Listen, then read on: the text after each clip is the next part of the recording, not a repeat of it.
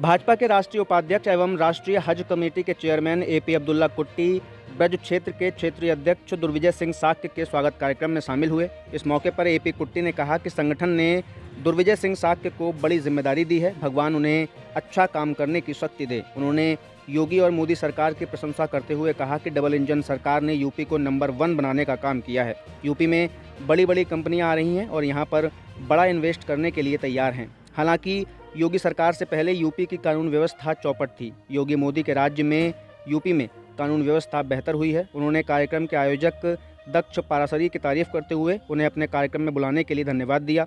कुट्टी ने यह भी कहा कि सारे देश में दुष्प्रचार चल रहा है कि मोदी मुस्लिमों के खिलाफ हैं। ये बिल्कुल गलत है। बीजेपी की आइडियोलॉजी है कि मुस्लिम और हिंदू भारत माता की संतान है। वहीं कार्यक्रम के अंत में दुर्विजय सिंह ने सभी को धन्यवाद करते हुए कहा कि बरेली मेरी कर्म भूमि है। यहाँ के लोगों का हमेशा मुझको प्यार मिला है। मैं अपना स्वागत करवाना नहीं चाहता था, पर बरेली के साथियों ने तय कर लिया, पर मेरा ऐसा कराने का मन नहीं था। सभी का स्वागत करने के लिए बहुत बहुत धन्यवाद। भाई और बहनों, I am a Muslim. I am coming from South India. You all know, सारे देश में एक दुष्प्रचार चल रहा है। नरेंद्र मोदी मुसलमान के खिलाफ है। Recently, BBC documentary also came. As a Muslim कार्यकर्ता, I can strongly say it is गलत। यह बिल्कुल गलत है। का आइडियोलॉजी हिंदू मुसलमान दोनों भारत माता की संतान है, दोनों डीएनए एक हुई है। I am not going to details, under leadership of Narendra Modi ji, हमारा Bharat going to a superpower in the world. I am concluding my speech with these words. I concluding my speech once again. My all wishes to newly elected our regional president ji.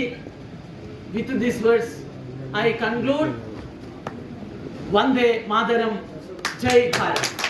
Bharatiya Janata party का कार्यकर्ता हूँ और कार्यकर्ताओं के लिए काम करना कोई वो नहीं है।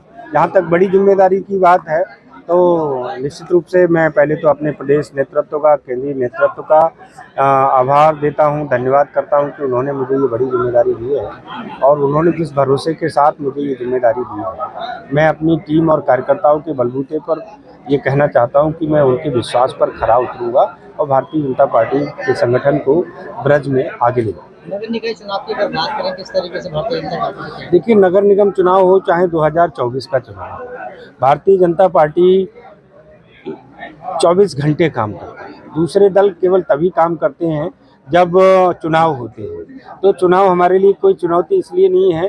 भारतीय जनता पार्टी का कार्यकर्ता, भारतीय जनता पार्टी के सभी नेता, भारतीय जनता पार्टी का संगठन 24 घंटे लोगों की सेवा में रहते हैं, जनता की सेवा में रहते हैं। तो हम सब लोगों का संगठन बहुत मजबूत है।